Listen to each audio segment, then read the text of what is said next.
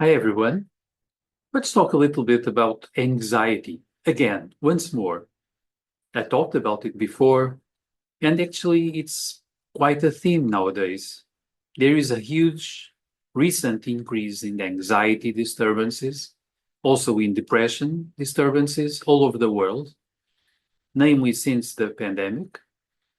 And of course, the ongoing global events are not helping people. So, what is it that we do? I think there are two main ways we might get anxious. I also talked a little bit, at least, about some of this. One of them is through doing our own negative movies, projecting ourselves towards a future that is negative. We bring on imagery, ideas, sensations about a possible negative future, typically a future where noxious negative events will be happening, and we will not be able to really manage them, all of them, or at least some of them. So, of course, anxiety sometimes is also sort of connected to low self esteem, low self efficacy, the idea that we are not enough, we don't know enough, we are not able to solve. And of course, we feel sometimes threatened with things that typically humans do not know a lot about or do not know how to manage them, like death or taxes or impending natural catastrophes or impending eventual non-natural catastrophes such as war or economical crisis. But then we are doing negative movies. Things lots of the time are not really happening. We are anxious about them because we imagine them and our emotional nervous system responds as if they were already happening, because it's that portion of our nervous system is not that good at distinguishing imagination and reality. I talked about this. Now, there is one other thing that we do. We keep pressuring ourselves towards moving on. We don't feel okay with being here, with being who we are, with our present situation. What is going on? We pressure ourselves to solve something, to find something to do, to go away, to go to places, to produce new stuff. And this inner pressure is typical of anxiety states also. I think probably some people are already noticing this, acknowledging this, and feel a little bit more anxious even. Because yes, we pressurize ourselves all the time. Sometimes out of do's and don'ts that we have from our inner history, from what happens in our lives, sometimes from our families, and so on.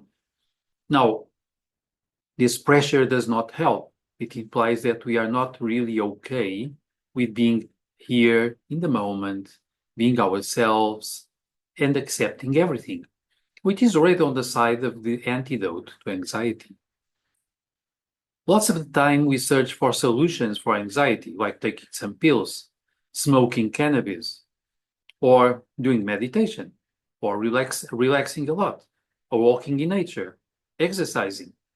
All of those might eventually be positive in different ways. All of those might help as palliatives, namely, but of course, they will help more if they contribute for us to feel quite okay in full acceptance of the moment, who we are, what is going on, accepting the environment, stopping a sort of an inner fight against what is, what we are, so that we fully stay put, we accept, we come back to being here now, which is a classic say.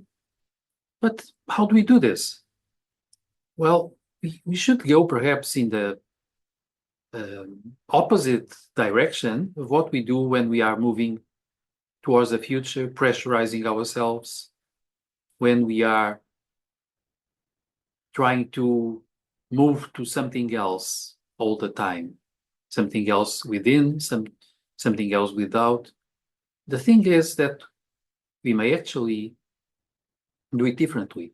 We search for peace systematically. We search for acceptance. We search for being in a moment, being in a state of observation. And we bring to our memory moments in our lives that felt quite okay. Moments we did not feel the urge to move on, to do something, to go somewhere else, to buy something, to speak to people. Moments when we just felt okay, peaceful, like everything seemed to be falling in place. We have those moments typical in our memory. And there were moments of being there without pressure, without fear, just being there.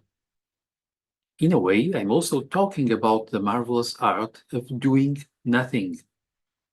Doing nothing with our minds, doing nothing with our bodies, doing nothing with our emotions, just being, and without this